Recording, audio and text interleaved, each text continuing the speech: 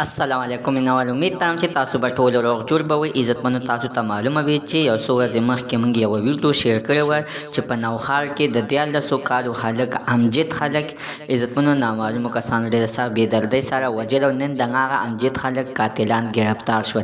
راځئ مینوالو دغه څوک دي ټول معلومات زه تاسو سره په دې ویډیو کې شریکوم. ما ساده ویډیو تر اخره پورې وګورئ چې تاسو ته پوره معلومات در ورسېږي. دې معلومات نه مخکې راول زه تاسو ته دا یادګي نه وکړم تاسو کو چینل زموږ په دې سوپر کلیک چینل کې نوي وئ چینل هم نوي سبسکرایب کړئ. مهرباني وکړئ تاسو زموږ د سوپر کلیک چینل د سره سبسکرایب کړئ.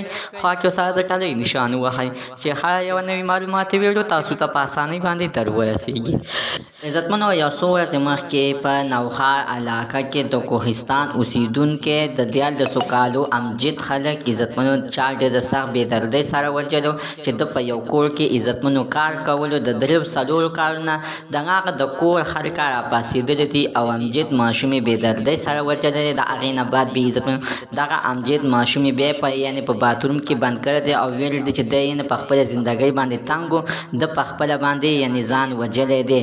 د هغې نه بعد بیا عزتمنو د کوهستان چې څومره اوسېدونکي د هغوی باقاعده په نوښار کې د احتجاج په نیت باندې راووتل او د نوښار د پولیسو نه یې همدغه غوښتنه وکړه او ورته ویې ویلې چې نو زما خو نور هېڅ وس هم نشته خو زه دا قاتلان غواړم چې دا د ګرفتار کړی شي ځکه چې په هر یو کار کې کال په کال باندې د موږ نه یو ماشوم بېګناه وژلی کېږي. اخر ولې عزتمنو نن هغه پولیس د نوښار ولګېدل او نن هغه 3 واړه قاتلان عزتمنو ګرفتار شو چې پلار او زوی په دې کې عزتمنو 2 زامن هم شامل دي چې عزتمنو دوی په شریکه باندې دغه ماشوم بېدردۍ سره وژلی دی او ورسره دغه ښځه هم شامله ده. خو نه پوهېږم چې عزتمنو دې ماشوم اخر داسې څه حرکت کړی چې دوی مجبوره شول او دا ماشوم یې بېګناه ووژلو.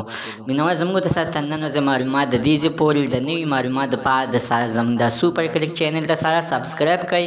خوا کې سره د ټلۍ نشان ووهه چې هر یوه نوي معلوماتي ویډیو تاسو ته په اسانۍ باندې در ورسېږي.